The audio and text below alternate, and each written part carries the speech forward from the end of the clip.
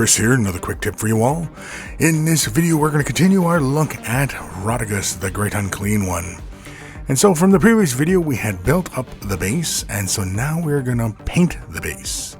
And so as you can see here we have this already kind of Masmia, of Nurgle kind of feeling to the whole thing here. We got kind of smoothed out green stuff and little bubbles and everything like that. We're going to use a Badger Patriot 105, spraying it around 20 psi. We're going to use a Vallejo surface primer, light gray.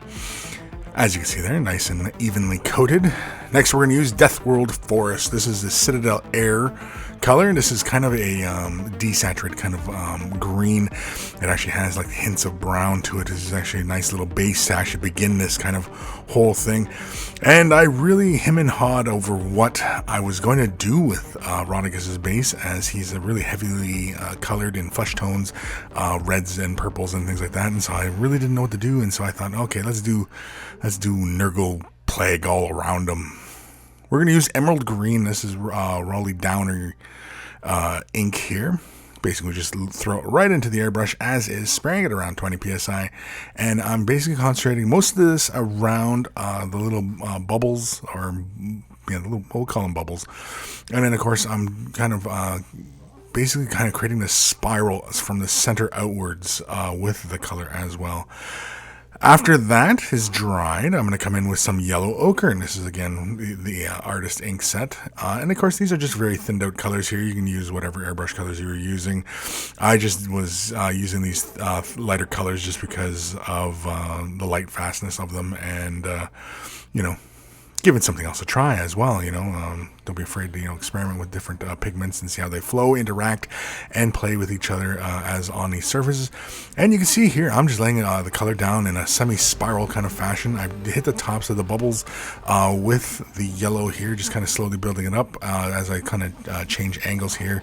Again, just kind of represent they're kind of bubbling over, and Next is Raw Umber, and this is one of my favorite colors here to use. This is a transparent color from Golden. This is basically if you had taken like Agrax Earthshade and just used it as straight up ink in a brush. This is pretty much what you would get. And basically what I'm doing here is I'm concentrating where I have the pinholes where Rotigus's feet will go. And I'm basically just applying the color in that fashion and imagining where basically his belly and everything is going to go. And this is basically the shadow point. And then I'm creating some deep points all around the base as well. Again, I'm going to hit the sides of the base. I'm spraying at almost an upward angle to the edge of the base, so I'm only catching that the facing closest, the facing that's facing me, as opposed to hitting the top part where I have all the nice, sickly greens built up. Next is Terminus Stone. This is the Citadel Air variety, and again I'm going to hit the tops of the little bubbles here and there. Again, try not to lay too much color down. Also did kind of hem and hawed whether or not I was going to reestablish some brighter yellows into there, and I decided we'll leave it as such. And then begin a bit of an overspray. I'm spraying just past the edge of the base, and you can see I'm just slightly catching just the outer edge of the base, and this is just to define it a bit. I could just as easily have done that by dry brushing, but I figured since I had the airbrush I might as well do it by airbrush. And then of course I'm throwing in some little mottled little color here and there, again just create color variation and just kind of vary up the colors and tones.